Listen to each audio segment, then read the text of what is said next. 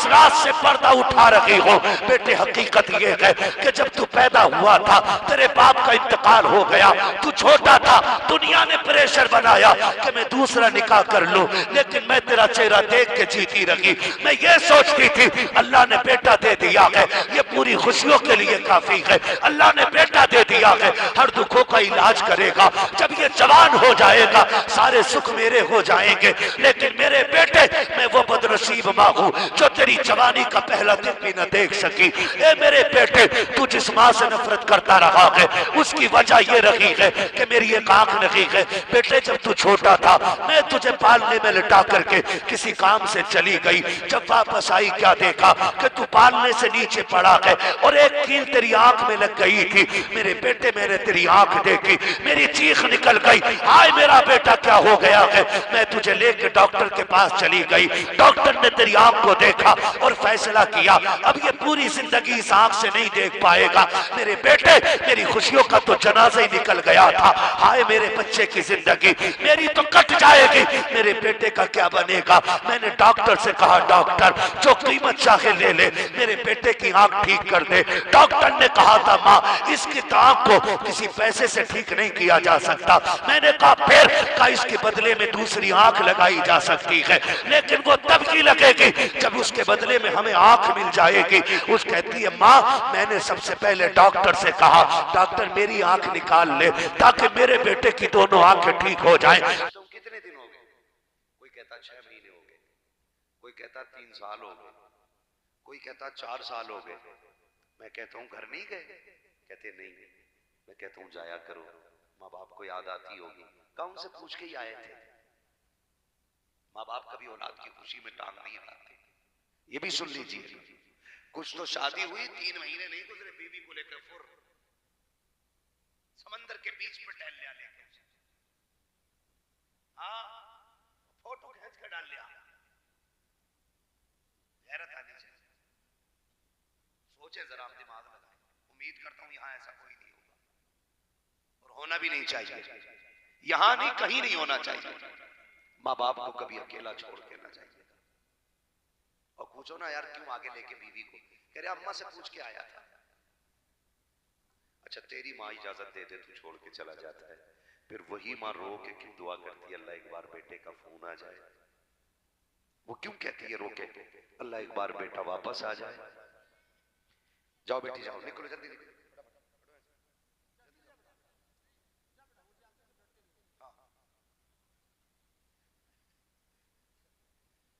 खैरियत है? कहता जी अम्मी से पूछ के आया हूं, अम्मी से पूछ के आया हूं। माँ औलाद को कभी रोकती नहीं, इजाजत दे देते। वो मुझे याद है, बात मैंने अक्सर बयान की और फिर कर रहा हूं, फिर से कर रहा हूं। एक बंदे ने ऐलान किया जिससे मां ना पाली जाती हो ना, वो मुझे अपनी मां ला के दे दे। उसने ऐलान किया पूरे शहर में जिससे भी मां ना पाली जाती हो वो मुझे ला के दे दे, मैं पालूंगा। उसने कई सारी माएं अडॉप्ट की और पालने लगा। तो प्रेस वाले भी होते हैं ना, बहुत आगे पहुंच गए और जाके बोले भैया आपसे कुछ पूछना है। कहा क्या पूछोगे? कहा पूछना ये है कि लोगों से अपनी मां नहीं पाली जाती और तू दूसरों की मां इकट्ठी कर रहा है। उसने कहा इसमें एक राज है। कहा कौन सा राज? कहा कि मेरी मां मेरे पास नहीं है और मैं अपनी मां की तलाश में माएं इकट्ठी कर रहा हूं। कहा हुआ क्या? उसने कहा मैं वो बदनसीब बेटा हूं जिसने अपनी मां को छोड़ दिया था। उसने कहानी बताई, अल्लाह करे ये बात जहन में आ जाए। ये लंबे पिंडाल लंबे जलसे ये तभी कामयाब होते हैं जब बंदा माँ बाप का फरमाबरदार हो जाता है।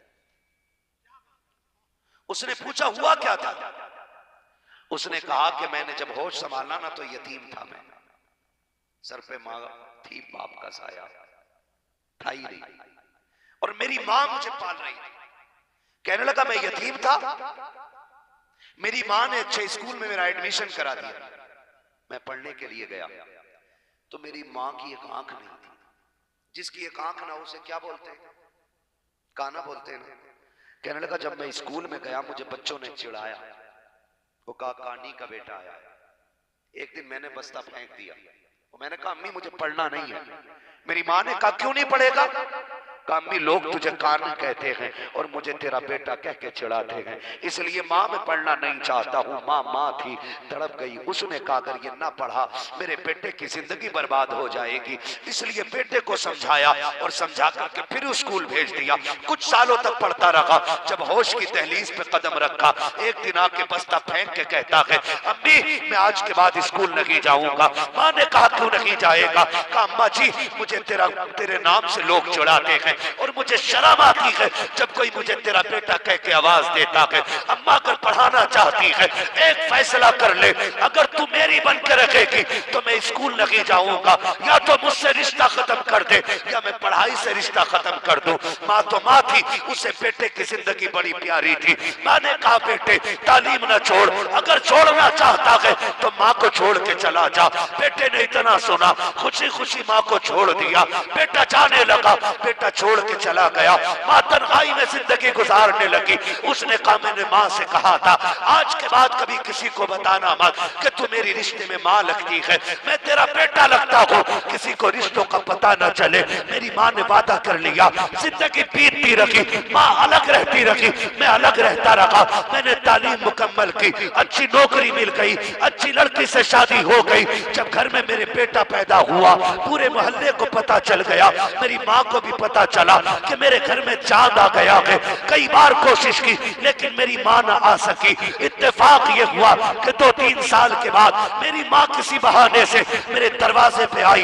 वो बेटे को देखना चाहती थी, उसने आके दस्तक दी। मेरा बेटा दरवाजे पे आया, उसने आके मुझे बताया अब्बा जी कोई खातून है, उसकी एक आंख नहीं है, आपसे मिलना चाहती है। उसने रो के कहा मैं वो बदनसीब था जिसने अपनी माँ को दरवाजे पे आई अवाई को ये कह के लौटा दिया कि वो तुझसे मिलना नहीं चाहता है, वापस चली जा। मेरी माँ रोती हुई वापस चली गई। का जिंदगी यूं ही गुजरती रही। फिर वो वक्त भी आया कि मेरी माँ खुदा को प्यारी होनी थी।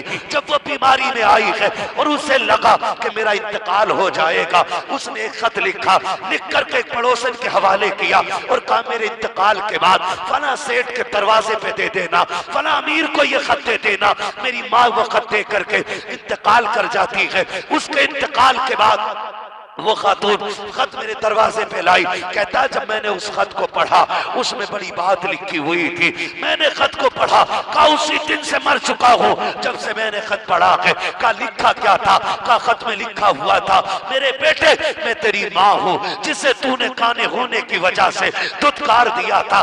मेरे बेटे तू मेरे घर से दूर रहा लेकिन मेरे दिल से दूर ना हो सका। ए मेरे लखते जिगर, तूने अपनी माँ से इसलिए नफरत की थी कि तेरी माँ की एक आंख नहीं थी, लेकिन मेरे बेटे कभी तूने ये जानने की कोशिश नहीं की कि तेरी माँ की आंख को हुआ क्या था, तेरी माँ की आंख किधर चली गई। उसने कहा बेटे आज इस रात से पर्दा उठा रही हो। बेटे हकीकत ये है कि जब तू पैदा हुआ था तेरे बाप का इंतकाल हो गया, तू छोटा था, दुनिया ने प्रेशर बनाया कि मैं दूसरा निकाह कर लूं, लेकिन मैं तेरा चेहरा देख के जीती रही। मैं ये सोचती थी अल्लाह ने बेटा दे दिया है, ये पूरी खुशियों के लिए काफी है। अल्लाह ने बेटा दे दिया है, हर दुखों का इलाज करेगा। जब ये जवान हो जाएगा सारे सुख मेरे हो जाएंगे। लेकिन मेरे बेटे मैं वो बदनसीब माँ हूँ जो तेरी जवानी का पहला दिन भी न देख सकी। ए मेरे बेटे तू जिस माँ से नफरत करता रहा है उसकी वजह ये रही है कि मेरी एक आंख नहीं है। बेटे जब तू छोटा था मैं तुझे पालने में लिटा करके किसी काम से चली गई, जब वापस आई क्या देखा कि तू पालने से नीचे पड़ा है और एक कील तेरी आंख में लग गई थी। मेरे बेटे मैंने तेरी आंख देखी, मेरी चीख निकल गई, हाय मेरा बेटा क्या हो गया है। मैं तुझे लेके डॉक्टर के पास चली गई। डॉक्टर ने तेरी आंख को देखा और फैसला किया अब ये पूरी जिंदगी इस आंख से नहीं देख पाएगा। मेरे बेटे मेरी खुशियों का तो जनाजा ही निकल गया था, हाय मेरे बच्चे की जिंदगी मेरी तो कट जाएगी, मेरे बेटे का क्या बनेगा। मैंने डॉक्टर से कहा डॉक्टर जो कीमत चाहे ले ले, मेरे बेटे की आंख ठीक कर दे। डॉक्टर ने कहा था माँ इसकी आंख को किसी पैसे से ठीक नहीं किया जा सकता। मैंने कहा फिर का इसके बदले में दूसरी आंख लगाई जा सकती है, लेकिन वो तब की लगेगी जब उसके बदले में हमें आंख मिल जाएगी। उस कहती है माँ मैंने सबसे पहले डॉक्टर से कहा डॉक्टर मेरी आंख निकाल ले ताकि मेरे बेटे की दोनों आंखें ठीक हो जाएं।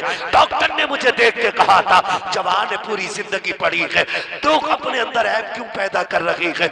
मैंने कहा था डॉक्टर मैं आंख का क्या करूंगी, जिसके लिए औरत संवरती है वो सजन तो कब्रिस्तान जा चुका है, मैं जिसके दिल की दिलरुबा थी वो तो मर चुका है, अब मुझे कौन देखेगा।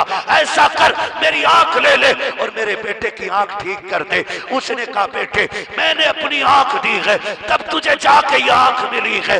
ए मेरे लखते जिगर तू जिस आंख की वजह से नफरत करता रहा है अफसोस ये आंख तेरी वजह से गई है, लेकिन बेटे जब तक तुझे ये पता चलेगा बहुत देर हो चुकी होगी, माँ कब्रिस्तान जा चुकी होगी। मेरे बेटे मैं तुझसे शिकवा नहीं करती शिकायत नहीं करती, लेकिन जा अब तुझे दुनिया में कोई माँ नहीं मिलेगी। वो कहता है सुनो मैंने दुनिया की माँ इकट्ठा कर ली, हर लहजे में बात की है, लेकिन आज तक किसी के लहजे में मुझे माँ का लहजा नजर नहीं आया है, किसी की बातों में माँ का प्यार नजर नहीं आया। उसने रो के कहा था दुनिया वालों इससे पहले कि माँ कब्रिस्तान चली जाए अपनी माओ की खिदमत कर लो। नसीब वाला वो नहीं होता जिस पे दौलत होती है, नसीब वाला वो होता है जिसके साथ माँ बाप जैसा प्यार हुआ कर। सुभान अल्लाह सुभान अल्लाह अल्लाहू अकबर। वाह वाह वाह क्या बात। जिंदाबाद जिंदाबाद वाह वाह सुभान शुक्रिया अल्लाह। खुदा के वास्ते करेंगे इंशाअल्लाह माँ से प्यार करेंगे सारे लोग, वादा करें इंशाअल्लाह अपनी माँ से प्यार करें। फरमाया मल्लम यरहम सगीरना वलम युअक्किर कबीरना फलैसा मिन्ना। महबूब फरमाते जो छोटों पे शफकत न करे बड़ों का अदब न करे वो हम में से नहीं है। हमारे यहाँ छोटा कोई गलती कर जाए ना ताड़ से थप्पड़ मार देते, किसका है पहले थप्पड़ मार के फिर कहते हैं किसका है, और फिर उसके बाद कहते हैं तेरे बाप ने तमीज नहीं सिखाई। ये रे किसी को जलील न करो, किसी के बाप को गाली मत दो, किसी के बाप को बुरा ना कहो। आखिरी बात बता दो, पढ़े सरकार आला हजरत को टूटे दिलों का कितना ख्याल किया है। खटाक से जलील कर देते हैं 2 मिनट में किसी को। छोटे की भी अपनी इज्जत होती है, बड़े की भी अपनी इज्जत होती है। बड़े छोटे को जलील न करें, छोटे बड़ों को जलील न करें। सरकार आला हजरत का एक बच्चा खादिम था, हजरत के घर में रहता था और वो खाना लेके आता था। आला हजरत का खाना वही लेके आता था। इत्तेफाक ये था ना एक दिन इफ्तारी का वक्त था, खाने में देर हो गई है ना। आला हजरत पठान भी थे, गुस्सा तेज था। बच्चा खाना लेट लेके आया, आला हजरत ने थप्पड़ मार दी। क्या कर बोलो, थप्पड़ मार दिया। बच्चा खाना रख के रोता हुआ चला गया।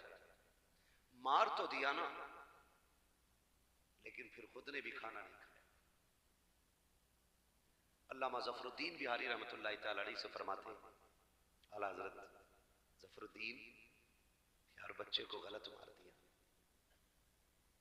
गलती उसकी भी नहीं थी, खाना लेट बना होगा तभी तो लेट आया ना। कहते हैं जाओ तलाश करके लाओ। अल्लामा जफरुद्दीन कहते हैं हुजूर खाना खा लेना। खाना तो खा ले, रोजा था। आला हजरत कहते हैं खाना बाद में खाऊंगा, पहले बच्चे से माफी मांगूंगा। इतना बड़ा अल्लामा, बड़े बड़े ताज वाले जिसके आगे ना हाथ बांधे खड़े रहते हैं, वो कह रहा है यार खाना बाद में खाऊंगा, पहले बच्चे से माफी मांगूंगा। अल्लामा जफरुद्दीन तलाश करके आगे सबने, बच्चा कहीं जाके सो गया। बच्चा था रोता हुआ सो गया। आला हजरत पूरी रात बेकरार रहे। जब वही बच्चा सहरी में खाना लेके आया ना, अल्लामा जफरुद्दीन फरमाते हैं हमने आंखों से देखा आला हजरत ने खाना तो रख दिया और बच्चे के आगे घुटनों के बल बैठ गए। कहने लगे यार माफी दे दे, अगर कयामत में हुजूर ने पूछ लिया कि इस बच्चे का कसूर क्या था, कायमत रजा बर्बाद हो जाएगा, बर्बाद हो जाएगा। माफी दे दे यार। बच्चा शागिर्द था, गुलाम था, रो दिया। हुजूर क्या बात कर रहे हैं आप, मैं नौकर हूं आपका, जूतों से मारे ये भी मेरी इज्जत है, आप थप्पड़ की बात कर रहे हैं? कहा नहीं, महबूब का दीन ये नहीं कहता है, माफी दे दे। उसने कहा हुजूर खाना खाएं। बच्चा कह रहा है हुजूर खाना खाएं। आला हज़रत कह रहे नहीं, जब तक माफी नहीं मिलेगी खाना नहीं खाऊंगा। बच्चे ने कहा चलो ठीक है माफ किया, चलो ठीक है माफ किया, हजरत अब तो खाना खा लें। कहने लगे नहीं, एक काम कर, जैसे मैंने थप्पड़ मारा था तू अहमद रजा के थप्पड़ मार, लाओ कोई ऐसा अल्लाह से डरने वाला, इंसाफ कायम करने वाला। कह रहे यार मैंने जैसे थप्पड़ मारा था, आज तो माफ कर दीजिएगा। अमीरों की पंचायत हो रही हो, गरीब को चुटकियों में जलील कर दिया जाता है, जमीन भी गरीब की मारी जाती है, जलील भी गरीब किया जाता है, माफी भी गरीब से बनवाई जाती है, और फिर भी रख के गरीब के सर पे कह दिया जाता है भले छूट गए वरना जेल में सड़ना पड़ता। एहसान मान सेठ का, एहसान मान जमींदार का कि तुझे जेल न कराई, माफी पे छोड़ दिया। लानत हो ऐसे फैसलों पे। हमारा रब तो ये कहता है अगर कज़ा की कुर्सी पे बैठ जाओ, फैसला तुम्हारे हाथ में आ जाए, तो फिर सुनो, किसी से डरना या मत डरना, अपने रब से डरते रहना। इसलिए कि तुम्हारी तराजू में डंडी लग सकती है, जो तराजू खुदा लगाएगा उसमें कोई डंडी मारने वाला पैदा नहीं हुआ। आला हज़रत रो रहे, कह रहे यार थप्पड़ मार तू, जब तक तू थप्पड़ नहीं मार देगा अहमद रजा को सुकून नहीं मिलेगा। और खुदा के बंदो, आला हज़रत यूं ही आला हज़रत नहीं बने, आला हज़रत यूं ही आला हज़रत नहीं बने। इश्क मोहब्बत का नारा नहीं लगता है, आप कहते मारना। बच्चे ने थप्पड़ मारा मगर रो दिया। आला हज़रत ने कहा अब सुकून मिला। है कोई आज ये सरनल कुरान पढ़ाने वाले की इतनी बड़ी इज्जत होती है कि वो शागिर्द से आप कह के तुम कह के भी बात करने तैयार नहीं होता। आला हज़रत बच्चे से थप्पड़ लगवा रहे, तू मार मुझे, मैंने तुझे मार दिया था, गलत मारा था, खुदा के वास्ते ये खौफ पैदा करे मेरे दिलों में, फिर मरना है। तभी तो मेरे इमाम ने कहा था ना, मुजरिम को न शर्माओ, अफाफ अहबाब कफन ढक दो, मुंह देख के क्या होगा पर्दे में भलाई है। मसला के आला हज़रत वाले लोगों कोशिश कीजिएगा किसी का दिल नहीं दुखाएंगे इंशाअल्लाह, वादा करते हैं इंशाअल्लाह। किसी का दिल, किसी का दिल, जोर से किसी का दिल, सबको इज्जतें दिया कर, बड़े आ जाए बड़ों को इज्जत दिया कर। अगर कोई बड़ा आपसे किसी बात को कह रहा है ना, दो टोक ना कहना, नहीं तुम चुप हो जाओ, ऐसा नहीं कहना। अगर उसकी बात आपके हिसाब से ना अलग भी है ना, तो फिर भी आपको ना कोशिश ही करनी है कि उसको इज्जत के साथ डालना।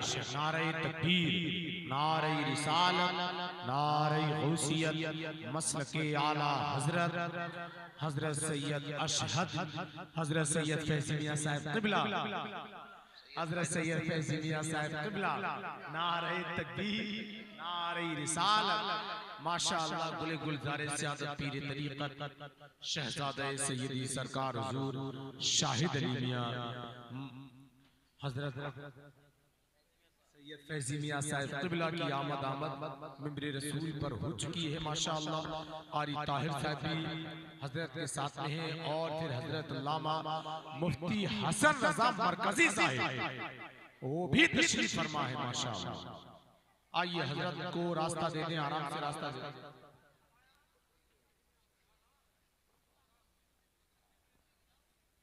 नारे तकबीर, नारे रिसालत, नारे गौसियत। कुर्सी लेकर आए, कुर्सी ले आए माशाअल्लाह। सैयद फैज़ी मियां साहब क़िबला तशरीफ ला रहे हैं, है ना, आप अपनी अपनी जगह पर खड़े रहिएगा। जी जी, नारे तकबीर, नारे रिसालत, नारे गौसियत। कुर्सी उधर डाल, कुर्सी उधर, कुर्सी लेकर आ।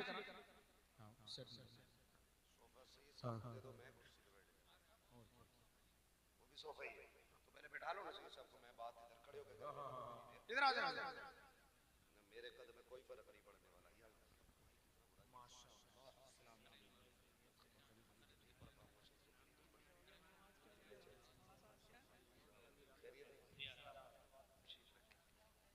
नारे तकबीर, नारे रिसालत, माशाअल्लाह। अशाह सैयद फैजी मियां, वो अशहद नहीं अशाह था।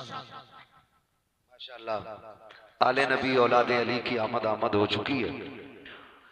हुजूर सैयद फैजी मियां साहब तिबला दामजिल्ला उलाली जलवागर हो चुके। मुझे हुक्म हो रहा है हुजूर का शजरा पढ़ना है। नहीं, और जहां नहीं बोलना चाहिए वहां चुपते ही नहीं। बहुत संजीदगी के साथ बैठे। जहां लगे आपको कि यहां बोलना चाहिए वहां बोल दीजिएगा, वरना चुप रहिए। बहुत अच्छी महफिल है, बड़ी मेहनतों से सजी है। ऑपरेटर साहब इसका थोड़ा सा बेस कम कर दें, गला पहले ही पकड़ने लगे। बहुत अच्छी महफिल है। भी भाई अकील सिद्दीकी साहब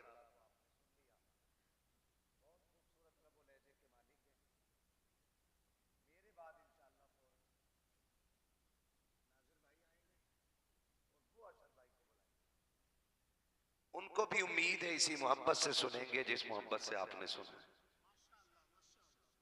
ये नहीं होना चाहिए कि मेरे बाद आने वाले मेहमान को ये लगे कि भाई हम भी पहले ही पढ़ लेते तो अच्छा होता।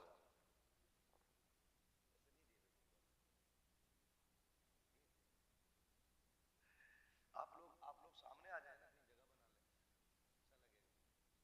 जगह बना ले, हो जाएगी जगह थोड़ी सी। बच्चों को गोद में लेके बैठ जाओ। नहीं इधर आ जाओ, आज सामने आ जाओ। हाँ माशाल्लाह।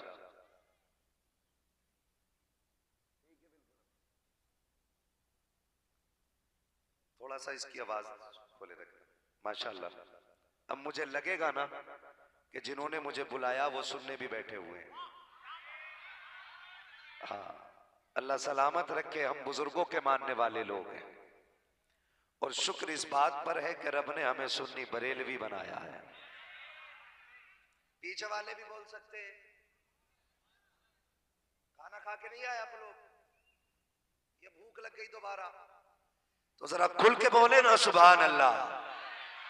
शुक्र है कि रब ने हमें सुन्नी बरेलवी बनाया है। आला हजरत हमारे हिस्से में आए हैं और ये आला हजरत वाला होने का फायदा है कि हम हर वली को मानते हैं, हर वली को मानते हैं। और जो हर वली को नहीं मानता, मैं उसे रज़वी नहीं मानता, मैं उसे बरेलवी नहीं मानता। क्योंकि बरेलवी होने का मतलब ही यह है कि हर वली का एहतराम किया जाए। और यह खासियत बरेलवियों ही की है कि वो हर वली को माना करते हैं, है ना। ये अलग बात है कि हर घर में इश्क की जो घुट्टी पहुंचाई है वो बरेली के इमाम अहमद रजा ने पहुंचाई है। अगर कोई ये कहे कि ये दावा गलत है तो मैं दलील दे सकता हूं। A to Z आप 100 बंदे ले लें और उससे ये कहें कि हुजूर की नात का कोई शेर सुना, पढ़े लिखे नहीं, खेती करने वाले हों, बिजनेस करने वाले हों, सर्विस करने वाले हों, स्कूल में पढ़ने वाले हों या फिर गलियों में खेलने वाले बच्चे हों, ऐसे 100 लोग आप ले लें और उनसे कहें कि कोई नात सुनाओ। 95% जो वो नात के शेर पढ़ेंगे वो इमाम अहमद रजा के लिखे हुए शेर होंगे। गारंटी है मेरी। 95% जितने शेर पढ़े जाएंगे आला हजरत के होंगे। ये शायरी के जरिए जिस जात ने इश्क हमारे सीनों तक पहुंचाया है ना, उसी जात को इमाम अहमद रजा खान कहा जाता है। ऐसा ही है कि नहीं? मैं एक शेर पढ़ूं, देखो मेरे साथ आप पढ़ेंगे कि नहीं। नाजिर भाई देखिएगा। सबसे आला व औला, इसे क्या कहते हैं आप? ये आला हजरत का फैजान नहीं है। जो लोग ये कह देते हैं हमें आला हजरत की जरूरत नहीं, तो हम उनसे एडवांस कह देते हैं कि तुम्हारी भी हमें कोई जरूरत नहीं। सीधी बात। जिसे आला हजरत नहीं चाहिए वो हमें बिल्कुल नहीं चाहिए और दिखना भी नहीं चाहिए। चाहिए ही नहीं, दिखना भी नहीं चाहिए हमें। हम उसकी शक्ल भी देखना नहीं चाहते। हम सिर्फ उसी शख्स से प्यार करते हैं जो ये कहता है सरवर कहूं कि मालिको मौला कहूं तुझे, बागे खलील का गुले ज़ेबा कहूं तुझे, तेरे तो वस्फ है बेतनागी से है बरी, हैरान हूं मेरे शाह में क्या क्या क्या क्या कह ले कि सब कुछ उनके सना खां की खामोशी, चुप हो रहा हूं कह के मैं क्या क्या कहूं तुझे, लेकिन रजा ने खत्म सुखन इस पे कर दिया, खालिक का बंदा खल्क का आका कहूं तुझे। है ना? मुझे सबसे ज्यादा खुशी किस बात की हुई अभी बताओ नाजिर भाई? अभी इस महफिल में नारा लगा था फैजान शाह जी, लगा था कि नहीं?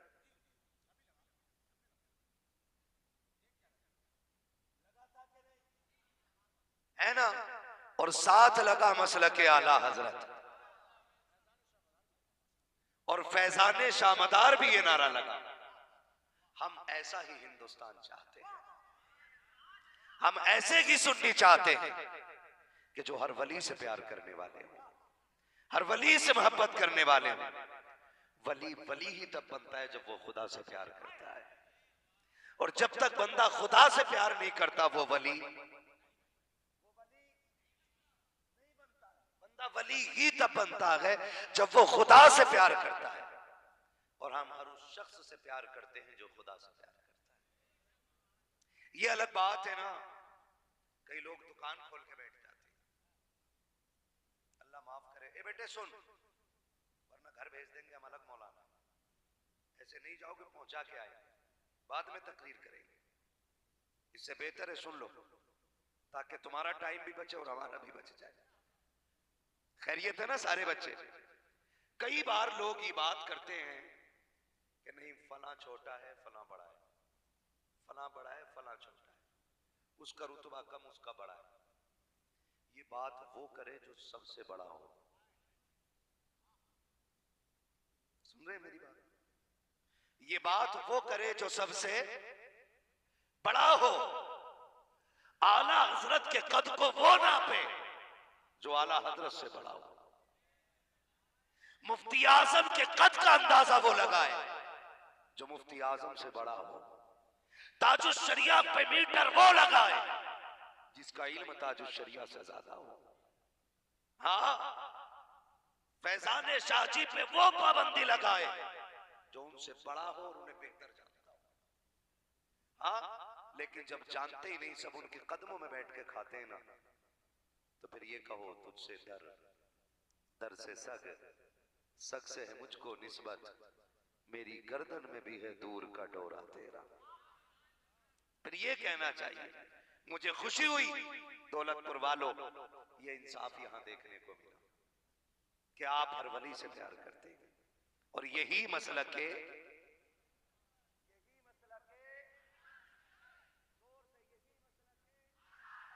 आला हजरत है। और हम बुजुर्गों की याद ही इसलिए मनाते हैं ताकि उनके किरदार की रोशनी हमारे किरदार में नजर आने लगे। आला हजरत कौन है? आला हजरत कौन है?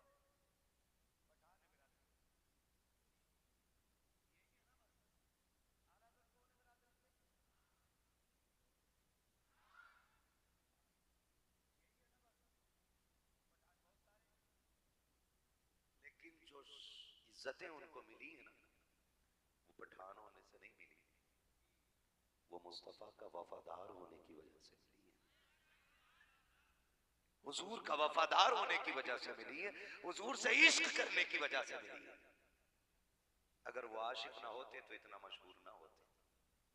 अगर उन्होंने हुजूर को दिल न दिया होता ना, तो हमने उनसे दिल न लगाया होता। अगर उनके सीने में हुजूर का इश्क ना होता ना, तो हमारी महफिलों में उनका नाम ना होता।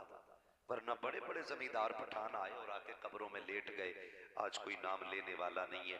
100 साल बीत गए आला हजरत को पर्दा किए हुए, आज भी हमारी महफिलों में आला हजरत जिंदा है, आज भी हमारी गुफ्तगू में आला हजरत जिंदा है, आज भी हमारी महफिलों की आला हजरत रौनक बने हुए हैं। और मैं तो ये कहता हूं, दुनिया का शायर कलाम पढ़ दे, लेकिन मोतबर तभी होता है जब वो बरेली वाले का कलाम पढ़ देता है। ना भी पढ़े ना तो हल जोतने वाला कहता आला हजरत का शेर सुनाओ जी। जाहिलों ने ये कहा आला हजरत शायर थोड़ी थे। लोगों ने अल्लामा हसन को शायर माना, लेकिन आला हजरत को नहीं माना। जबकि आला हजरत की शायरी, किसी ने आपसे पूछा आपने शायरी किससे सीखी है, आपने फरमाया मैंने शायरी कुरान से सीखी है। यही इश्क था मेरे इमाम का। वो कहते मैंने शायरी सीखी ही कुरान से है। बताओ जिसने शायरी कुरान से सीखी हो उसकी शायरी का अंदाजा कौन लगा सकता है। और फिर जब कलम चलाया लमियाती नजीर कफी नजरी मिसले तो नशुद पैदा जाना जगराज को ताज तोरे सरसो है तुझको शहीदो सरा जाना है। एक एक शेर में कितनी जबानों का इस्तेमाल आला हज़रत कर रहे हैं, लेकिन मुझे आज आला हज़रत की शायरी पे बात नहीं कर गई। आला हज़रत ने कंजुल ईमान लिखा, लोगों का ईमान बचाया, मैं इस पे भी बात नहीं करूंगा। आला हज़रत ने दौलतुल मक्की अता फरमाई जिससे वहाबियत का किला कमा कर दिया, मुझे इस पे भी बात नहीं करनी। आला हज़रत ने लाखों से ज्यादा शेर लिखे, मुझे उस पे भी बात नहीं करनी। आज मुझे बात करनी है आला हज़रत के किरदार पे। आज मैं बात करना चाहता हूं आला हज़रत की जिंदगी पे। माफ कीजिएगा, हम में से कोई बंदा 2 उम्रे करके आ जाता ना, तो फिर वो मौलवी के सरहाने बैठ के कहता मुझे हाजी खाओ, है ना। हज करके आ गया ना, सरहाने बैठ के करे अल्लाह का शुक्र है हज करके आया। वो इमाम की भी मजबूरी होती है, तारुफ हमसे कराता ना हज़रत ये हज करके आ गए, हाँ भाई हज करके आए, हज भी फर्ज इबादत है, नमाज भी फर्ज इबादत है। मजा तो तब है ना जब कबूल हो जाए। कई बार हाजी जाते हैं चप्पल भर लाते, इतनी दाढ़ी थी आगे तो इतनी हो गई और छोटी हो गई, और फिर दावा कि मैं जन्नती हूं। जिनके हज कबूल होते हैं उनके चेहरे बता देते हैं कि इसका हज कबूल हो गया है। ये याद रखिए, हम एक उम्रा करके ना दावा कर बैठते हैं जी जन्नती है, दावा कर बैठते हैं जन्नती है। मेरा इमाम कितना बड़ा इमाम है, मैं और आप हज करने के लिए जाएं, पूरे इलाके को दावत खिला के, और दावत खिलाने के बाद पूरे इलाके को फिर हाजी कहलवाना शुरू कर देते हैं। और जब हज के लिए जाते हैं तो वहां भी कितनी नमाजें कमरे में लेट के पढ़ते हैं, कितनी नमाजें हरम में पढ़ने के लिए जाते हैं, कितने लोग जाते हैं, जाकर के गुम्बद खजरा देख के लौट आते हैं। और खुदा की कसम गुम्बद खजरा देखना भी ये नसीब वालों का काम है। आका फरमाते हैं मंजारा कब्री वजबत लहू शफाअती, जिसने मेरे कब्र की जियारत की उसके लिए मेरी शफाअत वाजिब हो गई। आका ने ये रोजा देखने वालों को बशारत बख्शी है, लेकिन मैं रोजे की बात नहीं करता। आला हज़रत उस ज़ात को कहा जाता है जो मदीने जाता है तो सिर्फ गुंबद खजरा नहीं देखता है, सिर्फ सुनहरी चालियां नहीं देखता है, बल्कि हुजूर के रोजे पे जाकर के वो रो के कहता है वो सुए लालाजार फिरते हैं, तेरे तिनए बहार फिरते हैं, जो तेरे तर से यार फिरते हैं, दर बदर यूं की खार फिरते हैं। फिर रोते रोते कहता है, रोते रोते कहता है कोई क्यों पूछे तेरी बात रजा, तुझसे कुत्ते हजार फिरते हैं। जब ये कहता है तो सिर्फ चाली नजर नहीं आती, मुस्तफा जाने रहमत का चेहरा नजर आ जाए। नारे तकबीर, नारे रिसालत, नारे गौसियत, मसलके आला हजरत, फैजान आला हजरत कॉन्फ्रेंस सरजमीन दौलतपुर। सुभान अल्लाह, सुभान अल्लाह। तवज्जो है ना सारे लोगों की। वो ये नहीं कहते हुजूर को देख के आए, हुजूर को देख के कह रहे हैं पेशे नजर वो नो बहार, सजदे को दिल है बेकरार, रोकिए सर को रोकिए, हाँ यही इम्तिहान है। ऐसा हाजी जो हुजूर को देख के आया हो, जिसने मुस्तफा के जलवे देखे हो, फिर हिंदुस्तान में आके उसने अकड़ नहीं दिखाई, फिर नहीं कहा लो मैं हुजूर देख आया, अब मेरे बाद किसी की, अब मेरे सामने किसी की औकात नहीं। खुदा के वास्ते आला हज़रत को पढ़े। इतना बड़ा अल्लामा होके जिसने हजारों से ज्यादा किताबें लिखी, लाखों से ज्यादा शेर लिखे, और मदीने जाके हुजूर को देख के आया, और जब यहां आया ना फिर अपनी आखिरत को सोच के कहता है करीम अपने करम का सदका लई में बेकदर को न शर्मा, तू और रजा से हिसाब लेना, रजा भी कोई हिसाब में है। माफ कीजिएगा, हम लोग कितनी बड़ी बड़ी सोच रख के बैठे हैं। मरेंगे उधर जन्नत मिल जाएगी, मरेंगे और सीधे जन्नत में चले जाएंगे। और मेरा बरेली वाला इमाम कहता है मुजरिम को न शर्माओ, अहबाब का फन ढक दो, मुंह देख के क्या होगा, पर्दे में भलाई है। खुदा के वास्ते अपना नफ्स ऐसा करे कि हमें खुदा से इतनी डर पैदा हो जाना चाहिए, हमें यह ख्याल रहना चाहिए कि अगर मौत ईमान पे नहीं आई तो क्या बनेगा। हमें यह ख्याल रहना चाहिए अगर आखिरी सांसों में रब की नापसंदीदा जुमले हमारी जबान से निकल गए तो फिर क्या होना है। आला हज़रत कहते हैं, पार जाना है नहीं मिलती नाव, जोर पर धार है क्या होना है। चुप के लोगों से किए जिसके गुनाह, वो खबरदार है क्या होना है। वो हमें एहसास दिला रहे हैं और हम ना खाली नारे को मान लेते हैं।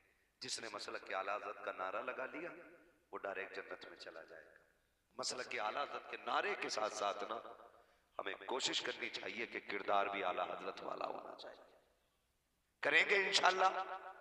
किरदार भी आला हज़रत वाला होना चाहिए, तरीके भी आला हज़रत वाले होने चाहिए, इश्क भी आला हज़रत वाला होना चाहिए। ये कोशिश किया करें। सरकार आला हज़रत को पढ़े, आप समझ में आता है। आज हुजूर ने फरमाया, मन लम यरहम सगीरना वलम युअक्किर कबीरना फलैसा मिन्नी। जो हमारे छोटों पे शफकत ना करे और जो छोटा हमारे बड़ों का अदब ना करे वो हम में से नहीं है। ये हुजूर ने दो बातों में दुनिया बांध दी, दो बातों में। आज माफ कीजिएगा, जरा सा पैसा कमा लेना, 26 साल उम्र है तो 65 साल वाले बंदे के सराहने बैठा है। इसे हमने बड़ी बुजुर्गी का मयार बना लिया। पैसा जरा सा आ जाए ना, ऐसे बैठता, आओ चचा आओ, अपनी टांग पे टांग आ जाती है उसकी, आओ चचा आओ, सरहाने पे बैठा है, बुजुर्ग को इज्जत देने तैयार नहीं। ये तो मसला के आला हज़रत नहीं है, ये मसला के आला हज़रत नहीं है। मसला के आला हज़रत ये है कि तेरे 3 स्टार भी लगे हैं ना और तेरे सामने सफेद बालों वाला आ जाए ना, उठ के खड़ा हो जा, ये सोच के मेरे नबी ने कहा है, जिसने सफेद बालों वाले की इज्जत की गोया उसने मदीने वाले की इज्जत कर ली है। अल्लाह अल्लाह अल्लाह, वाह वाह वाह, क्या बात है।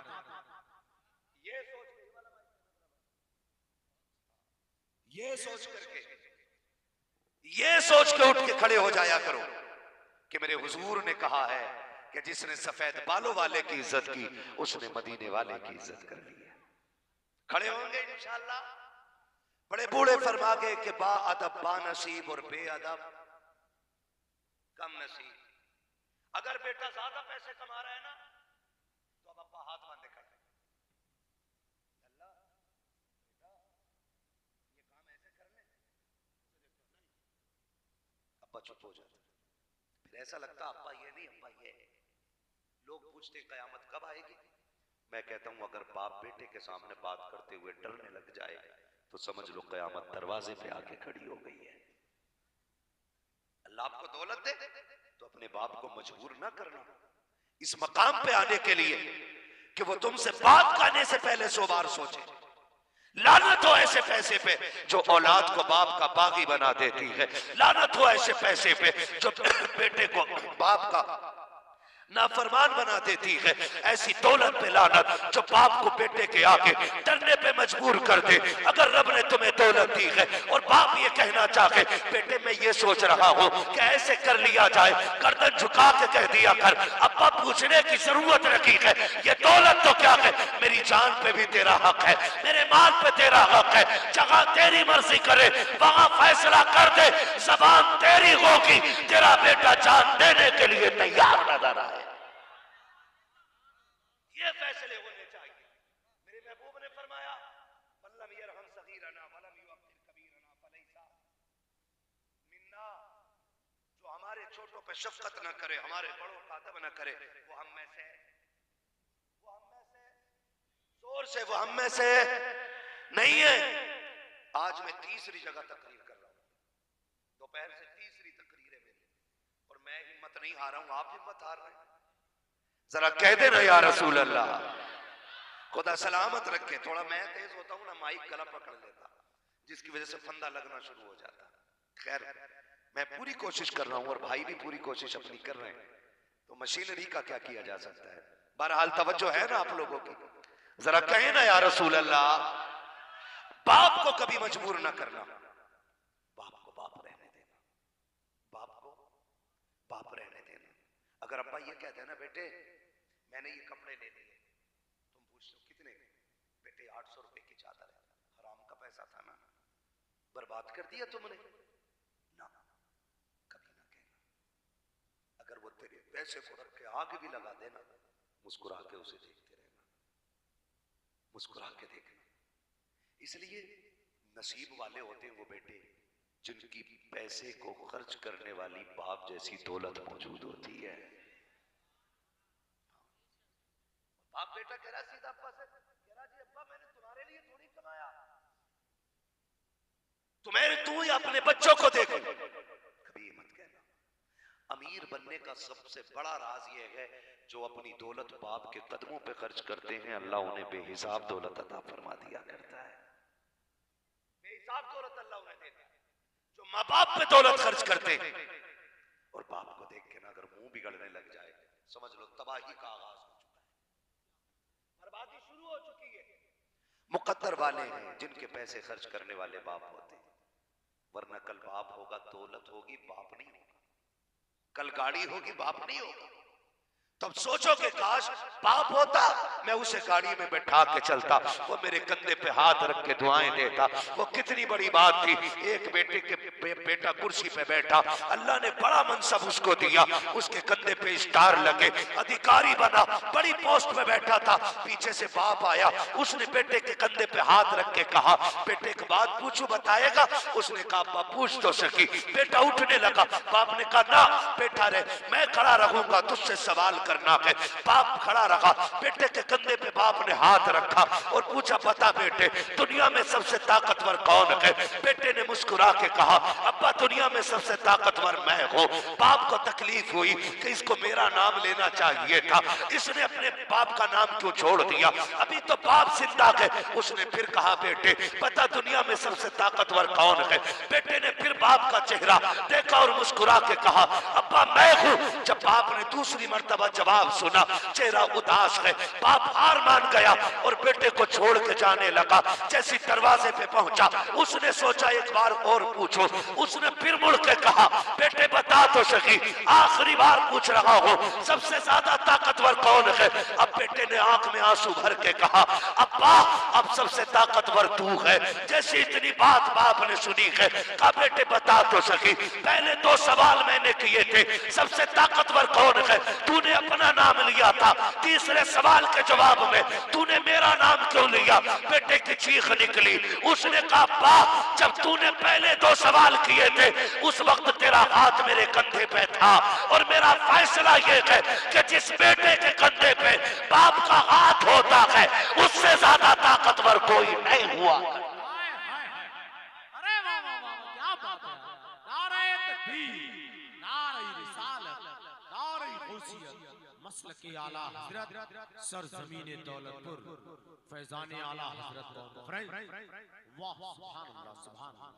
नाराज तो नहीं आप लोग? बातें कड़वी कर रहा हूं ना मैं, नाराज ना होइए। हम ये बात इसलिए ज्यादातर करते हैं, हम ये बात इसलिए करते हैं अल्लाह करे माँ बाप को इज्जतें मिलने लग जाए। आज हमारे माँ बाप हैं, कल हम भी किसी के माँ बाप बनेंगे इंशाअल्लाह। ये दिन भी आने, और याद रखना माँ बाप के साथ जो सुलूक करोगे, तुम्हारी औलाद वैसा ही सुलूक तुम्हारे साथ करेगी।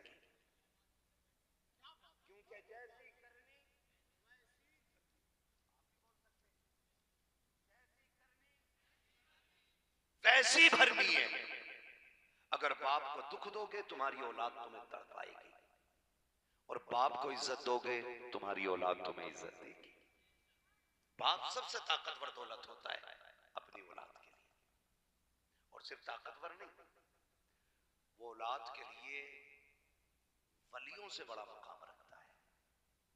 वली से बड़ा मकाम फरमाया गया कि अगर 70 वली किसी के लिए बद्दुआ करने लग जाएं और अकेली मां मुसल्ला बिछा के दुआ करने लग जाए, अल्लाह 70 वलियों की टाल देता है, एक मां की बात नहीं टाला करता है।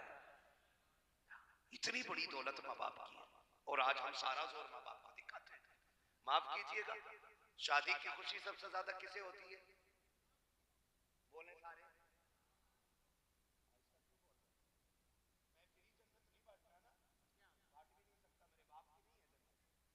जन्नत रसूल पाक, जन्नत उसे मिलेगी जिसे मुस्तफा चाहे, है ना?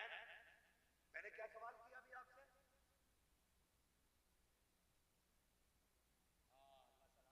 सबसे ज्यादा खुशी माँ बाप को होती। फिर ये 6 लोग जो एक एक कोट सिलाए बेगानी शादी में दीवाना, जैसे तैसे करके पूरा आज दूल्हा बनाए, अच्छन बब्बन सारे कोट में आ गया। अरे आज तो उसे अलग कपड़े पहनने दो। दूल्हा जैसा कोट, दूल्हा जैसे जूते, दूल्हा जैसी तोलिया डाले घूम रहा, सारे दूल्हे लग रहे। और दूल्हा की भी खुशियां खत्म, पता ही नहीं चल रहा इनमें दूल्हा कौन सा। तवज्जो है ना, मैं कुछ बताना चाहता हूं। इन्हें सबसे ज्यादा खुशी होती है, किसे होती है सबसे ज्यादा खुशी? माँ बाप को और बहन। तो तुम दूल्हा बनते हो, तुमने देखा होगा बहनें सेहरे पे खड़ी होती हैं, नजरें उतारा करती हैं।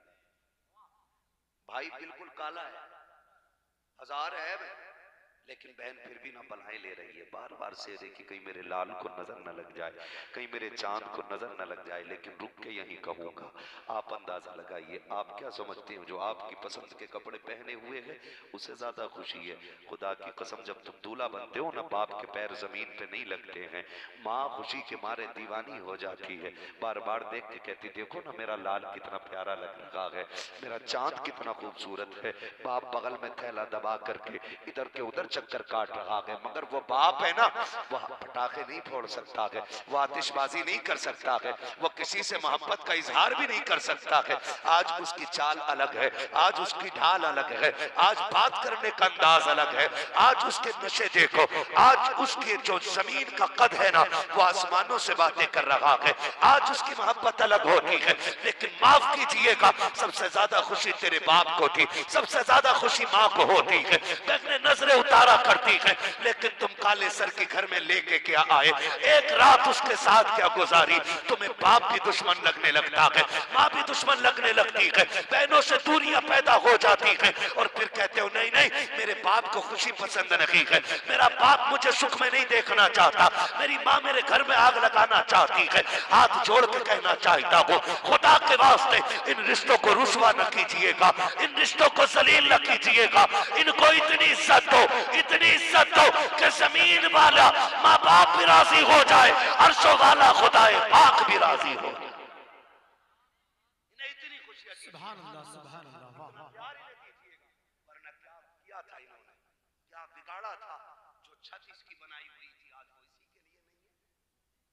सबसे पहला बेटा बाप को निकालता है, बहू कहती है बुढ़े हो गए शर्म नहीं आती, औरतों में रहते हो, बाहर डालो चारपाई।